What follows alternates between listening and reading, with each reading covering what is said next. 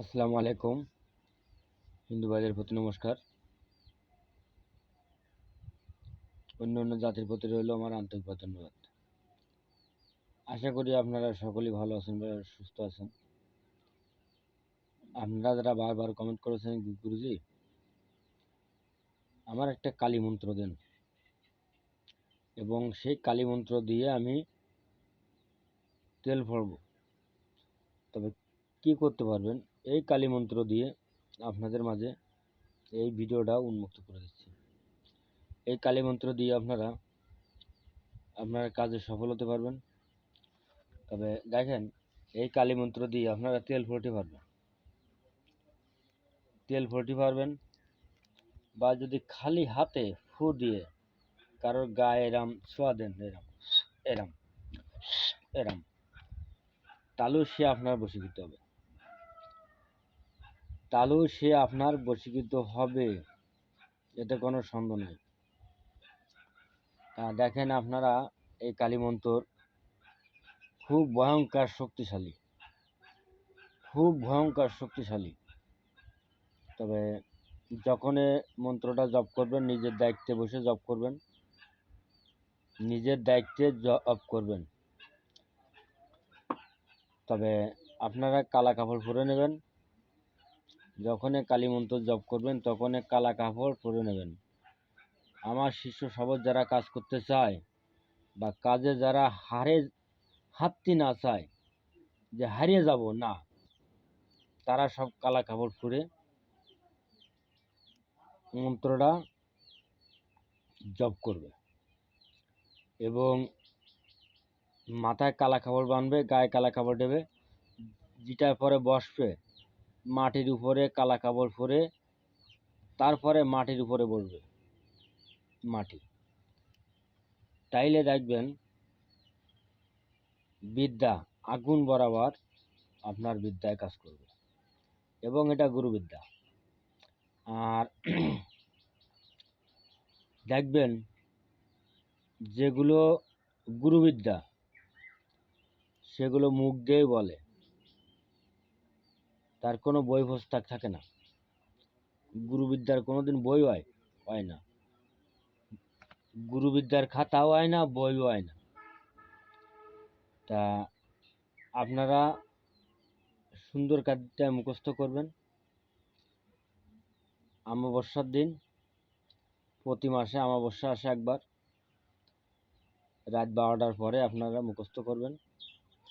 আগে আগরবাতি জ্বালায় নেবেন, মোমবাতি জ্বালাবেন, কালা কাপড় বিছায় নেবেন। নেওয়ার পরে আপনারা গায়ে কালা কাপড় দিবেন, মাথায় কালা কাপড় বাঁধবেন, এবং এইভাবে মেরুদণ্ড সোজা থাকবে। কিন্তু এইভাবে মেরুদণ্ড সোজা থাকবে, ব্যাস এরাম, যেন মেরুদণ্ড দুমায় না যায়, এইভাবে। এবং মুখস্থ করবেন। যত সময় আপনার মন্ত্রটা সঠিক উচ্চারণ না হচ্ছে তত সময় মুখস্থ করবেন। যদি বিদ্যা দিয়ে কাজ করতে হয়, আর যদি না করতে হয়, ভাই দরকার নেই। তার কারণ খামাকে আমাকে কেউ বদনাম দিবেন না যে গুরুজি আপনার বিদ্যায় কাজ করছে না।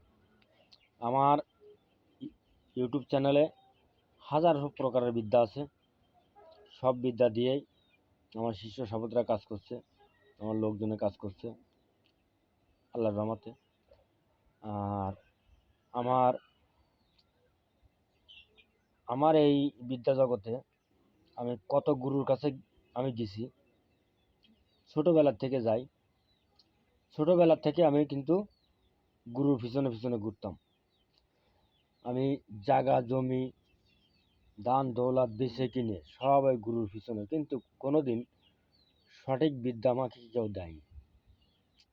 তাই সর্বপ্রথম সঠিক বিদ্যা আমি একদিন রাত্রি ঘুমায় আছি, আমাকে বাবাই সঠিক বিদ্যা আমাকে প্রদান করেছে, বাবা। আর সেই বাবার বিদ্যা এখন হাজারো বিদ্যা আমার কাছে আছে, হাজারো বিদ্যা।